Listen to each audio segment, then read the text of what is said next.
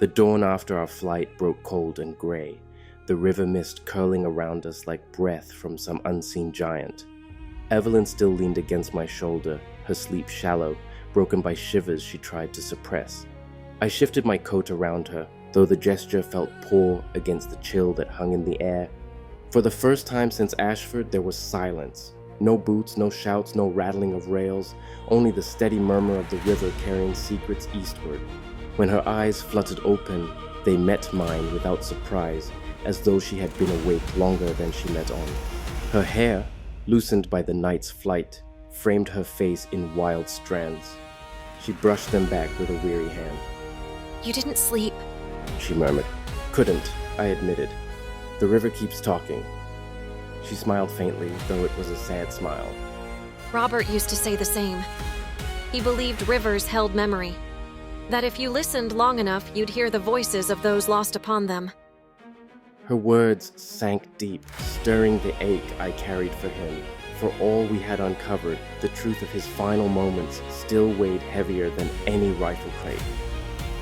Evelyn reached into her coat, withdrawing the folded map we had taken. She laid it across her lap, tracing the inked lines with a finger. This is the heart of it. Ashcroft means to claim a dominion of his own. But if we can bring this to light... She paused, her voice faltering. Do you think it will matter? I studied her, the fire in her gaze dimmed by doubt.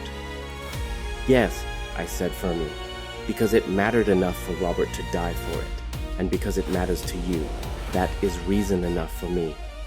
Her eyes softened, searching mine. Then, for the first time since our pursuit began, her hand lingered in mine, not from fear, but from choice. The moment was brief, fragile as morning mist, but it bound us tighter than any vow could. By midday, the respite ended. From the rise above the river, we saw them, riders moving in formation, their uniforms neat, their rifles gleaming in the sun. At their head rode Colonel Ashcroft himself.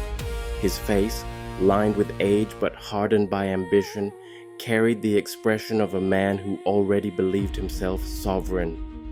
They halted at the warehouses, and I knew at once the gathering was no mere shipment. It was council, Ashcroft's inner circle come to bear witness. If we were to strike, it had to be now. Evelyn gripped my arm, her voice low but fierce. This is it. The heart of the storm. I nodded. My pulse quickened, but my mind was steady. We had chased shadows long enough. It was time to step into the light, even if it burned us. We moved carefully down the slope, keeping low among the scrub. The council gathered in the largest warehouse, its doors thrown wide, lanterns glowing within. We crept close enough to hear Ashcroft's voice, deep and commanding. The East weakens itself with squabble, he declared. But here we will forge strength. Our rifles will clothe men in true authority. No law but ours shall stand west of the Mississippi. The men around him cheered, their voices echoing like thunder. Evelyn's hand tightened around mine, her breath trembling with rage. They cheer for treason, she whispered. Yes, I said grimly, and they mean to build it with steel and fire. I withdrew my notebook, the pencil scratching quick as I recorded every word. This, more than ledgers or maps, was proof of Ashcroft's intent, if we could survive long enough to deliver it. But then Evelyn gasped softly. A guard near the entrance had turned, his gaze sweeping the shadows where we hid, his eyes narrowed. Thomas! Run, I hissed. We bolted, but too late. A shout split the air, followed by the crack of rifles. Bullets tore through the brush as we sprinted toward the riverbank, the ground erupting at our heels. Evelyn stumbled on the slope. I caught her arm, yanking her upright as another shot whistled past. We dove behind a fallen log, my revolver already drawn. I fired twice, driving the nearest pursuers back.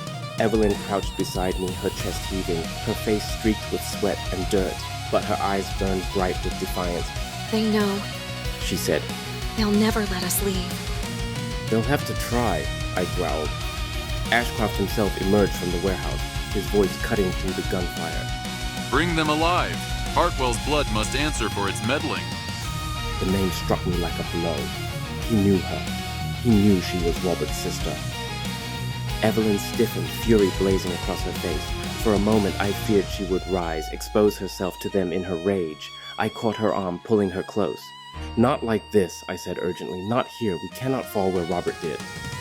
Her breath trembled against my cheek, but she nodded. Her hand closed over mine on the revolver, steadying me as much as I steadied her. Together, we crawled along the log, keeping low until we reached the river's edge. The current churned dark and swift, but it was the only road left. They'll follow, Evelyn said. "Then let them," I answered. "If we drown, the river will carry the truth east. But if we live..." I met her gaze, holding it firm. "If we live, we finish what Robert began."